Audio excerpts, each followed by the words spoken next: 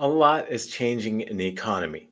Home prices are up, rates are up, and there's a lot of uncertainty in the economy right now. So, with all that going on, should you buy a home or just keep on renting? That's the question that I get a lot of times, and it's posed in one of two ways. Should I just wait a year or should I just keep on renting and wait for the crash to happen? Well, this video, I'm not going to go too in depth in the numbers that indicate there's no crash coming, but suffice it to say for now that there's household formations, which is demand for housing, and then there's supply of housing on the other hand, and we're about 4.5 to 5 million homes short of demand that is here and coming in the next few years. Therefore, supply and demand indicates that there's no crash coming. The home prices will keep on being stable and going up over time. So then it's the question of, well, what about rates? Well, let's take a look at it. I'd like to look at numbers with you first because the numbers speak for themselves, right? First of all, you have to be ready to buy when you're ready to buy. I know that's an oxymoron, but when you're ready, you know, and then it's a matter of, okay, I'm ready to buy, but should I? So let's take a look at it. There's first of all a cost of waiting.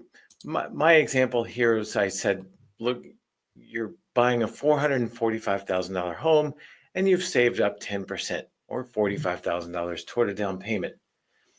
And if you bought today, you would be paying about 6.5% as I record this right now. You'd be paying about 6.5% interest with no points, etc. We can, again, we can always talk another video about buying down points and things like that.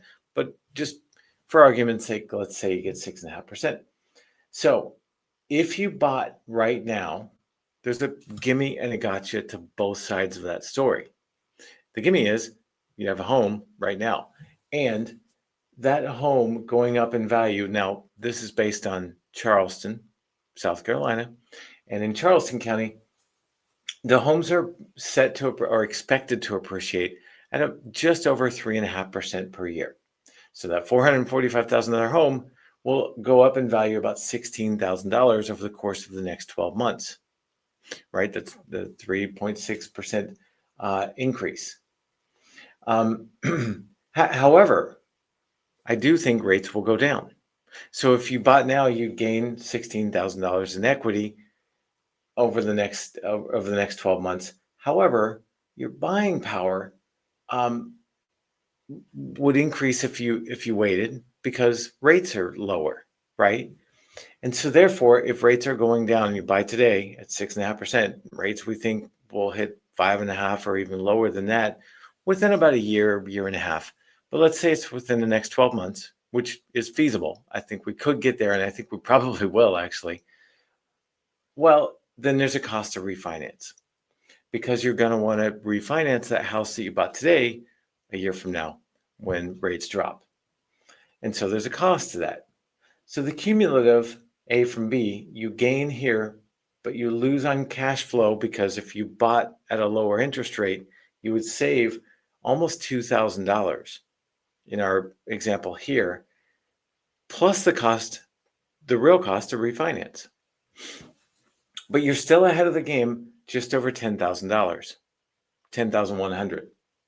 So here's what it looks like. The appreciation gain is 3.61%. At least that's forecast for Charleston County. Every county is different. We know that. But we can look this up in any county and see what the forecast is. And so your $445,000 house today, you would be paying for that same house a year from now, you'd be paying $461,000. Now, the difference in payment, though, if the total payment would be about $3,000 per month, just over $3,000, including taxes, insurance, and PMI. Because in my example, we're putting 10% down again. So you do have PMI, private mortgage insurance. So your all-in costs to your $3,000 a month mortgage payment are principal and interest, your mortgage payment, property taxes, homeowners insurance, and PMI. What I didn't include was an HOA fee. If you have that, you'd pay it separately anyway, but I didn't include that because some homes have one, some don't. Now, if you waited a year, though, you'd be paying about $164 a month less than you pay today on the same mortgage amount. On the same mortgage amount, it's a key. So here's what that would look like. So 445,000, sorry, I said that wrong. It would be paying less even though the mortgage amount went up because the purchase price went up, right? You pay 445 today, you pay 461,000 a year from now because it went up 3.61%. But your interest rate would go from 6.5 to around 5.5. So we'll just say an even 5.5%. And even though you pay more for the house, because the rate went down, you're paying less annually. But what you're missing out on is the appreciation. You're paying the difference a year from now instead of gaining the difference by owning the home today. So all things equal, even though there's a cost to refinance a year from now, even though your cash flow would be better if you waited and paid more for the house a year from now, because you gain that appreciation, because you gain the equity in the home, you're still ahead by buying today by about $10,000. In our example, every price point has its, different numbers, but in our example, it's about $10,000 you'd be ahead. So should you buy today or wait for rates to come down? Well, the indication is you buy today, because here's the other thing. It's also going to be it's going to be more difficult to get the home that you want and get your offer accepted a year from now if rates are 5.5% instead of about 6.5%. And that's because there's just more demand. More people are waiting. And so therefore they come into the market, and instead of just you or maybe one other offer on the home that you have to compete with, there might be 4 or 5 offers on a home. And then it's more difficult to compete and get the home that you love. So this example, should you buy now or wait a year for home prices to go up, but rates to almost certainly come down? Well, all the math goes in your favor, plus the heartache goes of losing the home that you really, really want a year from now because there's 5 other offers on it. So you don't have that going against you as well. So the numbers indicate and the emotional experience indicate I would buy today. But what about just renting for a while and saying, well, let's just rent for a while and let everything shake out, right? Let everything, see how the housing market comes around over the next several years. Well, you could do that too, but that's going to be a bigger number you leave on the table if you're ready to buy right now. Let's look at that number as well. So let's say you buy or rent, but whatever you do, you're going to live in the same place for the next 9 years. And your rent on a comparable home would be, let's see where we put that here. So if you're buying, your total monthly payment would be, remember we said just over $3,000 before? Well, here we're adding a little bit more, because if you buy, we're adding maintenance costs to the home. Because if you buy and the water heater goes out, well, you can't call a landlord. There is no landlord. You're the landlord. You own the home. So you got to budget every month for maintenance costs. So we increase the cost here a little bit. And renting would be a comparable home right now in Charleston counties, about $2,700 if you include insurance, because you need a renter's policy, right? So if you include that, it's just shy of $2,700. So at a glance, well, you're better off renting. It's $2,700 versus $3,200, better off renting, except when we look at all the numbers, right? So if you can afford the cash flow difference, because it takes more outlay every month to make a mortgage payment and maintenance costs than it does to rent the comparable home right now. However, here's a few things to take into account. One is, let's go back down here. Renting on year 9, if you go up in rent every single year, which rent tends to go up, your cash flow will invert very quickly. And so you'll, over the next few years, even in year 5, you're pretty close, but you're paying a little bit more in rent by year 5 than you are in the mortgage, because the mortgage is a 30-year fixed rate mortgage. It's not going to change. It might go down if you refinance, but here we're saying we're never going to refinance. Let's say rates never come down. You're still, even though in year 1, it costs less to buy. It costs less out of pocket to rent than it does to buy. By year 5, it's inverted, and you're paying more to rent than you are to buy that same home. And why is that? Well, look, if inflation keeps going, and inflation will keep going so long as we're in a debt-based economy, it just does, then landlords have to keep up with inflation too. Their costs go up, their insurance goes up, et cetera, and the competition goes up in rent, right? All the homes on either side of it or the apartments down the road keep raising their rents. So the landlord can too, because it's a business that the landlord's running, right? If a landlord owns 1 home or 10 homes or 100 homes, it's still a business he's running that he wants to maximize the profit. And if the competition is going up because inflation is going up in rents, guess what? Your rent's going to go up too. So by year 5, you've flipped that, and the same home rental is more expensive than you'll be paying on your mortgage. And here's what that looks like. If you own the home, your appreciation, and here it's 4.04%. It's gone up a little bit because over the next 1 year, home prices are expected to appreciate at about 3.5%. But over time, it's expected to go up from there and meet the median, which is more like 4%.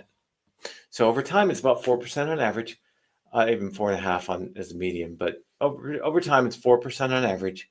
Is what we expect the homes to appreciate. So that's $190,000 of gain, and the amortization. When you own a home, you're paying down the mortgage to the tune of $52,000 over the next 9 years in this case. But if you rent, you're paying down your landlord's mortgage, not yours. So you don't get any amortization. Landlord gets all of that. And the cash flow difference, again, in 9 years, the rent exceeds your mortgage payment. So therefore, your cash flow goes in your favor over that whole 9-year period by buying as opposed to renting. However, you have costs involved to buy, which you don't when you rent. You have closing costs. And let's say you're only in there 9 years either place, right? Whether you rent or buy, you're only going to be there 9 years in our example. When you get out of a rental, you just move out. And assuming you've kept the place up, you get your security deposit back, and that's it. There's no cost. When you sell, there is a cost. You have to pay the realtor fees. And I put I guess we put 4% estimated. So, but you have realtor fees no matter what. You got to pay a realtor to get out of the home, right? I mean, you can do for sale by owner, but few do it and few do it successfully. So we put that. So you've got the pluses of appreciation and amortization. The home's going up in value and you're paying down the mortgage over time, and the cash flow difference because your rent's going up, but your mortgage stays stable because it's a 30-year fixed rate, minus the closing costs and your cost to sell. Closing costs to get in and closing costs to get out. Let's just call it that. So A from B, cash flow difference, here's your gain. Over the first year, you'd be better off renting by about $12,000. But over the, and again, remember it was $10,000 in our other example that you're gaining because of appreciation, but the appreciation you don't get until you sell. It's equity in the home, but it's not cash in your hand until you sell it. So $12,000 cost in year 1, but by year 2, you're about break even. You're positive by the end of year 2 on buying as opposed to renting. And by year 9, you're ahead by $250,000. So do you want to live in a place and get ahead by $250,000, or wait? This would indicate that the buy versus rent would say it goes heavily in your favor to buy a home as opposed to renting. And I know there's people who will tell you there's people all over the internet, Grant Cardone and many others who will tell you, no, to buy your own home is just a waste of money, just rent. Okay, it's not. We've seen the numbers, and what they say is it's a waste of money because you've got maintenance fees that no one takes into account. You've got cost to get in and cost to get out that no one takes into account. Well, we've just taken that into account, all of it. So it's better off to buy your own home. Now, the other thing is Grant Cardone and the rest of them who say this will also say, but what you should do is put your money, your $45,000 that you saved up, your 10% down payment, you should put that into other assets. You should buy investment properties, whether it be single-family home rentals or invest with Grant in his multifamily, in his apartment buildings or something. Buy Bitcoin, something. That's all good and fine. But what they're, and I get their rationale sort of, except they don't ever look at all the numbers. What they do look at is rent today, which is less, than buying today is more. But then they don't look at amortization and appreciation and cash flow difference over time because the rents never stay the same. They're going to go up. They always do. And again, they always do on purpose. I'm not bad-mouthing a landlord. Landlord's running a business. He should push rents up as inflation keeps going up, as inflation keeps on ticking away, right? Even if we get that at Fed's 2% 2% inflation target, well, that's fine, but we're still going up 2% because inflation is still 2%, right? So the landlord's going to keep on raising rents over time to keep up with that inflation. So I hope that makes sense. If you're weighing, do I buy now or do I wait? Do I wait a year for rates to drop? Yes, I think rates will drop. What we've seen, you're leaving about $10,000 on the table, and maybe just peace of mind owning your own home, as opposed to getting beat out by other multiple offers on a home a year from now when rates do drop. That's on the one hand. On the other hand, what about a longer term picture, the next 9 years? Is it better to rent or buy? Well, we've seen it's better to buy. So I hope that helps. It's never an easy decision, and it's never purely economic when you're buying your own home. Now, an investment property can be pretty much purely economic, but when you're buying your own home, I get it. It's never purely economic. Your whole family comes involved, and there's an emotional aspect because it's your home. It's where you create memories. It's where you live your life. Totally get it. But if you're ready to buy, you've also seen the numbers now, and they all go in your favor over time, right? So hope that helps. If you like this video and you have any comments about it, leave a comment below. I'd love to hear your thoughts. If you like it, give me a thumbs up. If you don't, thumbs down. That's okay. Just tell me why in the comments below. I get it. And I'd love it if you click subscribe so we can follow with some other videos. Have a great day. See ya.